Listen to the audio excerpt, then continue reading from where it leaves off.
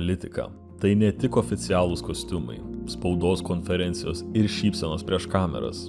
Už viso to slypi intrigos, manipulacijos, išdavystės ir paslaptys, kurių daugelis mieliau niekada nepamatytų dienos šviesoje.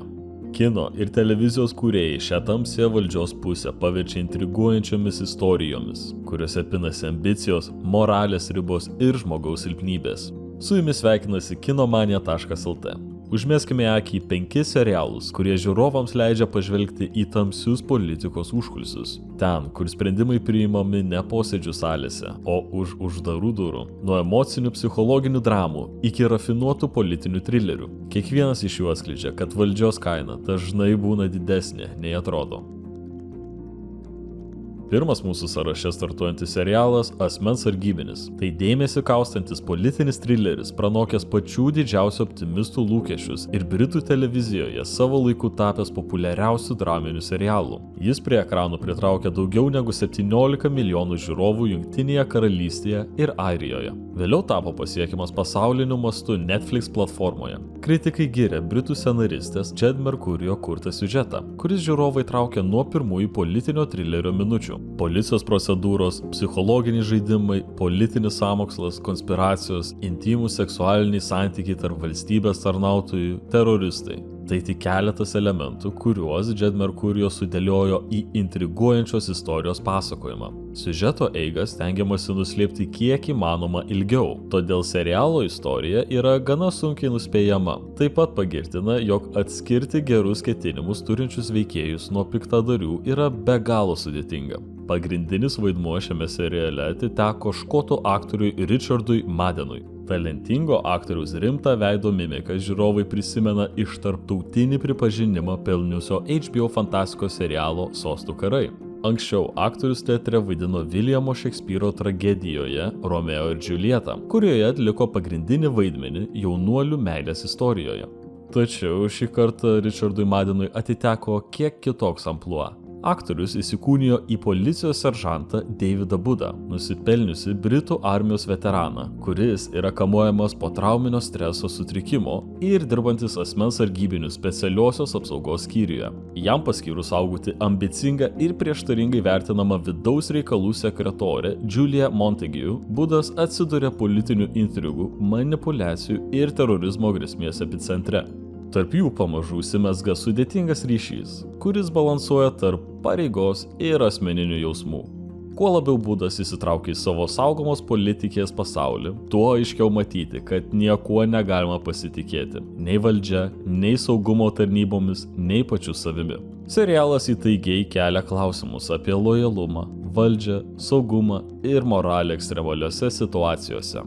Nors ties riba balansuojančio asmens sargybinio personažas yra sudėtingas iššūkis įtikinamai suvaidinti, tačiau Richardas Maddenas idealiai susitvarkė su vaidmeniu ir susilaukė gausių kritikų pagyrimų. Žiūrovai, kurie niekada nėra buvę Londone, peržiūrėję Asmens sargybinis, gali susidaryti įspūdį, kaip šis miestas atrodo. Kinematografas John Lee suteikė galimybę aplankyti tokias vietas kaip The Whittington Estate, pietvakarių rajoną Battersea, pamatyti dangoraižį City Point, Londono akį, Westminsterio tiltą ir kitas miesto žymias vietas.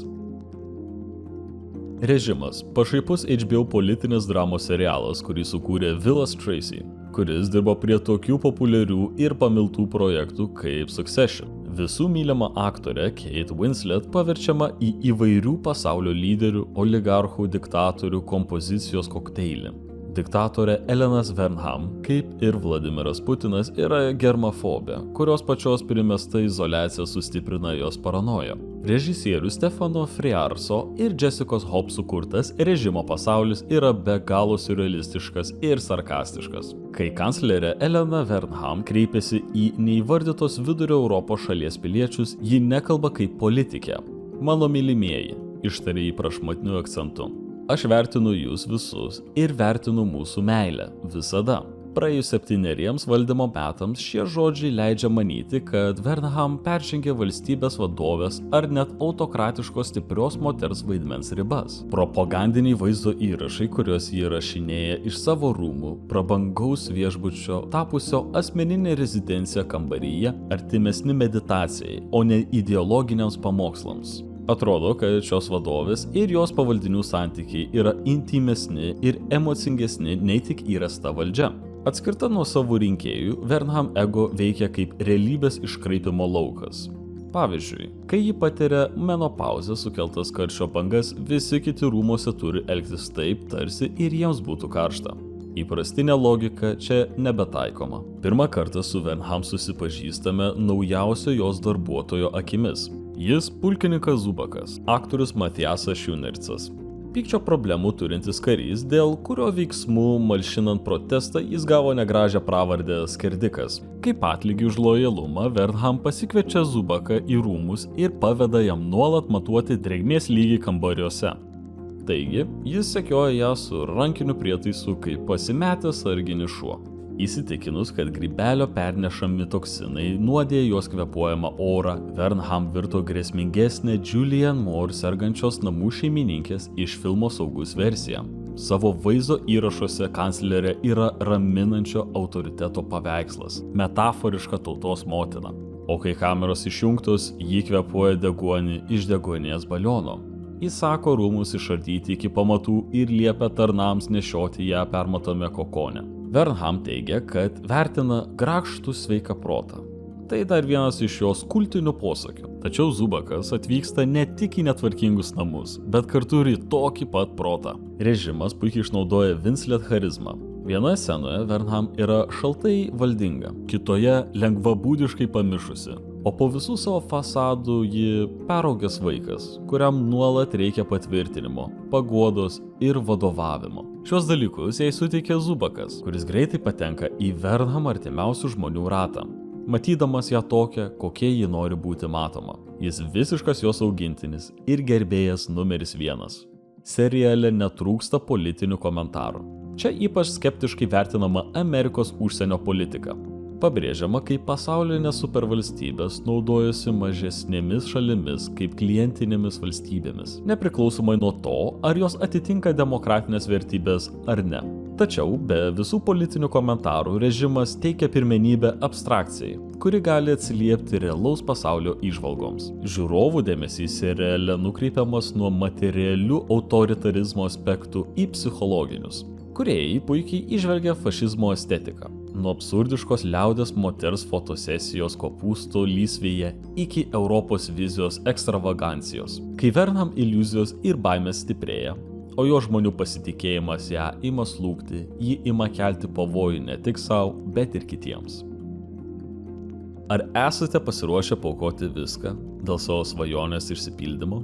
Ar turite pakankamai ryžto panaudoti šmeižtą ir apgaulę, kad sunaikintumėte savo varžovą? Šie klausimai yra įprasti politikos profesijoje, kurioje žmonės gali netekti ne tik pinigų, bet ir savo gyvenimo. Talentingas politikas yra visada pasiryžęs atsikratyti visko, kas jam gali trukdyti pasiekti savo išsvajotą postą. Kuo aukštesnė siekiama vieta yra, tuo brangesnė yra jos kaina. Rhiannon Murphy, Brado Falchauko ir Iano Brennano serialas Politikas vaizduoja vieno politiko kelionę tapti savo mokyklos prezidentu, kurios metu mes galime matyti visas politinio gyvenimo tamsiasias puses. Peytonas Hobartas siekia tapti savo mokyklos prezidentu ne dėl noro pagerinti kitų studentų gyvenimus, bet dėl paprasto fakto, kad keli paskutiniai Amerikos vadovai, kurie laimėjo rinkimus, buvo pasiekę šį postą. Peytonas svajoja tik apie vieną dalyką – tapti Jungtinių Amerikos valstijų prezidentu. Dėl šios priežasties visi buvusių lyderių pasiekimai turi būti atkartojami ir Peytono. Pokalbėje su Harvardo direktoriumi jis teigia, kad Harvardas yra tik vienas iš plano žingsnių. Mūsų pagrindinis veikėjas pats nesupranta, kodėl siekia šios aukštos pozicijos. Tai gali būti susijęs su faktu, kad jis nėra savo motinos ir tėvo biologinis vaikas. Milijardierių šeima priėmė Peytoną į savo namus, kai jis buvo jaunas. Jo broliai, Martinas ir Liuteris, nepripažįsta jo kaip šeimos nario ir iš jo šaiposi, kankina. Jaunuolio tėvas yra giliai apatiškas, pavydi savo sūnui, nes jo žmona myli jį labiau. Tik Peytono motina, kurią vaidina Gwyneth Paltrow, suteikė jam šeimyninės šilumos ir meilės. Tačiau būsimo politiko privačiame gyvenime yra dar vienas žmogus, kuris užima svarbę širdies dalį – Riveris Barkley. Šių jaunų žmonių santykiai nesibaigia draugyste. Mes galime daryti kelis spėjimus apie jų santykius pirmoje serialo serijoje. Šalta Peytono išorė ištirpsta tik tada, kai jis yra kartu su Riveriu. Todėl, kai Riveris nusprendžia kandidatuoti į mokyklos prezidento postą, Peytonas jaučiasi stipriai išduotas, emociškai sužeistas. Pirmose debatuose jis yra sutriuškintas charizmatiško Riverio, kuris visiems studentams papasakojo apie savo kovą su depresija. Šis faktas sugriauna Peytono pasaulį, kuriame yra vietos tik jo svajoniai tapti Amerikos galva. Žiūrovas yra įtikinamas, kad šiame seriale galėsime matyti šių dviejų veikėjų kovą dėl galios, kurie taip pat netrūks intymių ir jausmingų akimirkų. Tačiau, kai Peytonas įsiveržia į Riverio namus su juo pasikalbėti, šis atima savo gyvybę prieš pagrindinio herojaus akis. Ši tragiška mirtis sugniuždo Peytono sielą, stipriai paveikė jį ir visą serialo siužetą. Riverio mergina Astrid jaučia, kad jos vaikino mirtis yra Peytono kaltė. Dėl to ji užima jo vietą ir pratęsia rinkimų kampaniją. Šių įvykių metu Peytonas nebeturi laiko sielvartauti ir yra priverčiamas pasinaudoti mylimojo mirtimi, kartoti jo vardą visose kalbose. Serialas neturi jokių specialiųjų efektų. Visą savo dėmesį skiria savo veikėjams. Kiekvienas jų turi sudėtingą istoriją, kuri sumaniai susijusi su kitais veikėjais. Melas, sukčiavimas, neištikimybė ir godumas sudaro mūsų veikėjų pagrindus. Peytonui nerūpi neįgalūs asmenys. Tačiau jis kviečia vėžiu sergančią merginą būti jo viceprezidente, nes tai gerai atrodytų kitų akyse. Tačiau ši mergina galimai neturi šios ligos. Ją naudoja gauti nemokamas rezervacijas, bilietus į Disnėjaus atrakcionų parką. Tuo pačiu mes matome, kad tos merginos teta ją visiškai kontroliuoja, naudoja jos ligą, galimai ją ir sukelia su vaikino pagalba. Pagrindinio veikėjo mergina turi slaptus santykius su Peytono geriausiu draugu. Jo sekretorė myli priešo viceprezidentę. Kiekvienas Peytono rinkimo kampanijos kabineto narys kažkaip sukčiauja ir jį apgaudinėja šiam to nematant. Visi slepia baises nuodėmes, kurios šokiruoja net pačius tvirčiausius žiūrovus. Užsienio santykių pasaulis yra pats subtiliausias politinis šokis. Šioje sferoje kiekviena pusė turi interesų, dėl kurių yra pasiruošę rizikuoti viskuo. Dėl vienos klaidos ar nesėkmingo susitikimo ištikimi sąjungininkai virsta aršiausiais priešais. Žmonės praranda savo gyvybę. Keli žodžiai gali nulemti milijonų asmenų likimą. Diplomatai kiekvieną dieną kovoja nematomą mūšį tam, kad mes galėtume mėgautis taikaus gyvenimo kasdienybę. Šios profesijos intrigos nepasibaigia ambasadoje, bet profesionalus sekioja ir jų buityje bei asmeninėme gyvenime. Visą tai stebime JAV užsienio reikalų ambasadorių poros santuokinės dramos fonu. Diplomatė Keitė Vier gauna kvietimą apsilankyti Baltuosiuose rūmuose po Didžiosios Britanijos laivo sprogimo Persijos įlankoje. Dėl neseniai ištikusių įvykių ir noro išlaikyti gerus santykius su Anglija, prezidentas Raburnas pasiūlo jai tapti ambasadorė Jungtinėje karalystėje. Šis milžiniškas šuolis jos karjeroje sukelia įtampą su jos vyru Halu. Nors abu santuokiniai dirba panašioje politinėje sferoje, Halas jaučia, kad jo karjera yra pasiekusi savo galą. Jų santykiuose tvyro tiek pat įtampos, kiek ir platesnėje užsienio reikalų sferoje. Todėl kiekvienas jų žingsnis, ištartas žodis, yra kupinas tiek aistros, tiek įtarumo. Pora turi ne tik spręsti sudėtingą situaciją politikoje, bet ir savo asmeninėme gyvenime. Kartu su savo vyru ir keliais kitais diplomatais Keitė leidžiasi į kelionę į Londoną, kur jiems suteikiama nakvynė prestižiniame Winfieldo name. Pirmas politinio bei emocinio gyvenimo susidūrimas įvyksta, kai pora įžengia į rūmų vidų. Šio istorinio pastato namų tvarkytoja pastebi, kad Keitė ieško atskiros patalpos. Vengia savo vyro kompanijos. Tai ganėtinai stiprus signalas, kad jų santuoka yra kritinėje būklėje. Nuolatinis stresas ir aukšti karjeros reikalavimai privertė šios veikėjus nutolti nuo vienas kito. Krizės vyksta ne tik politikoje, bet ir Keitės santykiuose. Apie savo pastebėjimus namų prižiūrėtoja praneša Stuartui, misijos pavaduotojui.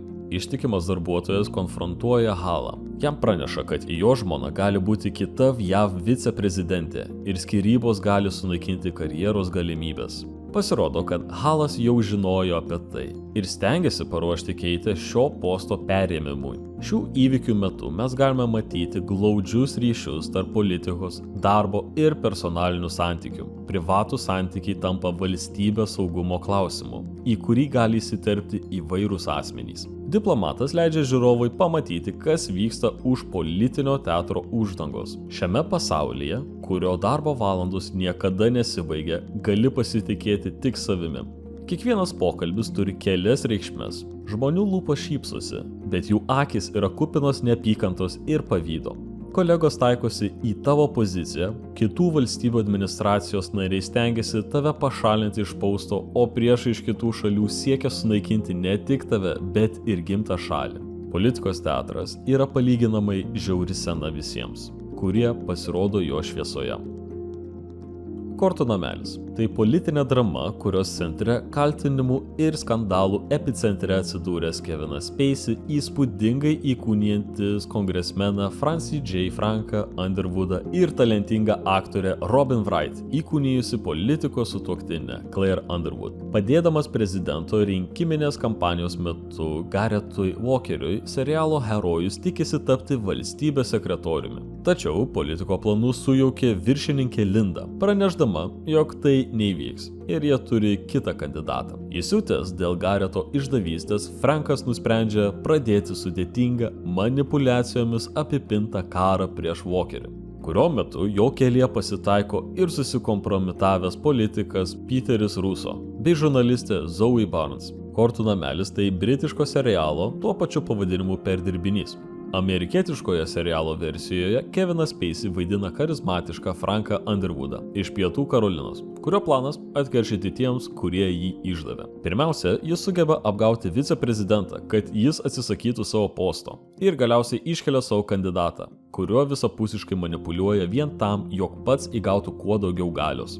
Francis J. Frankas Underwoodas absoliučiai nepakartojamas antiherojus, kurį Kevinas Spacey pateikė išties įspūdingai. Jis mus supažindina su Vašingtono politiniu žaidimu, atskleidžia itin nešvarias valdžios siekimo detalės ir pristato išskirtinio veikėjo šaltakraujiškumą bei beribės ambicijas. Mes turime teisę jį vadinti ypatingu, kadangi jis yra šaltakraujiška, žmonių gyvenimai žaidžianti būtybė, tačiau vis viena mes jį sugebame mylėti. Su įdomumu stebime Franko santykius su žmona, Claire, kuri atstovauja nepelno siekiančią organizaciją. Ji šalta, užsitikrinusi savo padėtį moteris, kuri palaiko savo vyrą visapusiškai.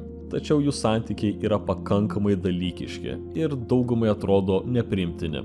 Bet tai tvirta sąjunga dėl valdžios. Franko kelyje taip pat pasitaiko Zoe Barnes, pasimetusi savo darbe The Washington Herald žurnalistė, kuri nori kažko pikantiškesnio nei bereikšmiai straipsniai einamosiomis temomis. Šis sugeba įtikinti Franką būti jos informatoriumi iš vidaus, o jam tai suteikia savų pliusų. Nors šie veikėjai ir yra absoliučiai skirtingose pozicijose, tiesioginė darbo prasme jų siekiai bei tikslai yra panašus.